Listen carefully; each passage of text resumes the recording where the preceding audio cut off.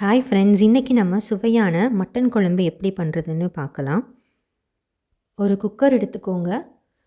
குக்கரில் 1 table spoon நெய் add பண்ணிக்கோங்க. 1 டேபிள் ஸ்பூன் எண்ணெய் ஆட் பண்ணிக்கோங்க. இது ரெண்டுமே நல்லா காஞ்சதும் 2 பிரிஞ்சி இலை சேர்த்துக்கோங்க. அது கூடவே ஒரு நட்சத்திர சோம்பும் சேர்த்துக்கோங்க.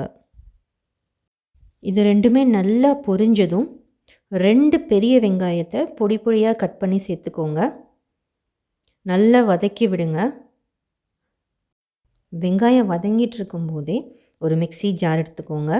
5-6 சின்ன வெங்காயம், 8லேருந்து 9 பல் பூண்டு, மிளகு 1/2 டீஸ்பூன், சோம்பு 1 டீஸ்பூன், இஞ்சி ஒரு சின்ன துண்டு, பட்டை ஒரு சின்ன ஒரு ஸ்ட்ரிப்பு, கிராம்பு 2, கல்பாசி 2, அப்புறம் தக்காளி 2.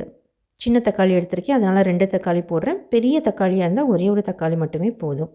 இது எல்லாத்தையும் நல்லா ஃபைன் பேஸ்ட்டாக அரைச்சிக்கோங்க.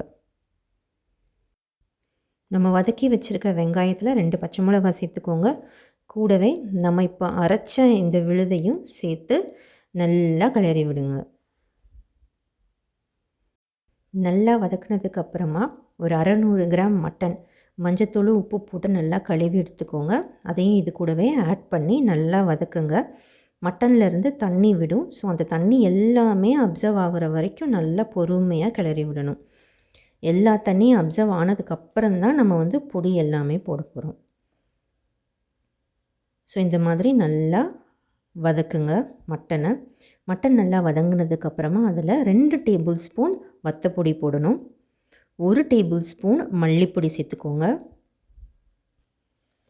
1 டேபிள் ஸ்பூன் மிளகு பொடி சேர்த்துக்கோங்க. தேவையான அளவு உப்பு சேர்த்துக்கோங்க. நல்லா வதக்குங்க. இந்த பொடி எல்லாமே மட்டன் கூட நல்லா கம்பைன் ஆகி வரும். அப்புறமா 1 டீஸ்பூன் கரம் மசாலா சேர்த்துக்கோங்க. 1/2 டீஸ்பூன் ஜீரக பொடியும் சேர்த்துக்கோங்க.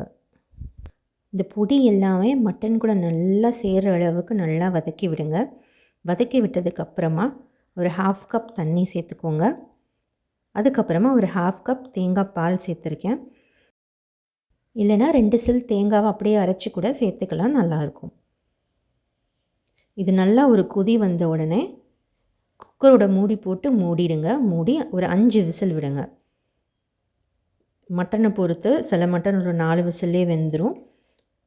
ஸோ 5 விசில் முடிஞ்சதுக்கப்புறமா நான் ஓப்பன் பண்ணி பார்க்குறேன். பாருங்கள், மட்டன் எல்லாமே நல்லாவே வெந்திருக்கு. எண்ணெய் எல்லாமே பிரிஞ்சு வந்திருக்கு.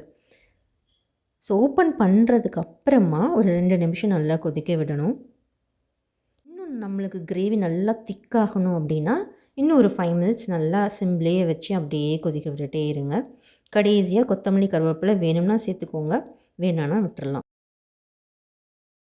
5 நிமிஷம் ஸ்டவ்வில் இப்படி சிம்லேயே வச்சுருந்திங்கன்னா கிரேவி நல்லா திக்காகிடும். ஸோ சூப்பரான மட்டன் குழம்பு ரெடி ஆகிடுச்சு. எப்படி இருக்குன்னு செஞ்சு பார்த்துட்டு கமெண்ட்டில் சொல்லுங்கள். மறந்துடாமல் சப்ஸ்கிரைப் பண்ணிவிடுங்க. தேங்க்யூ.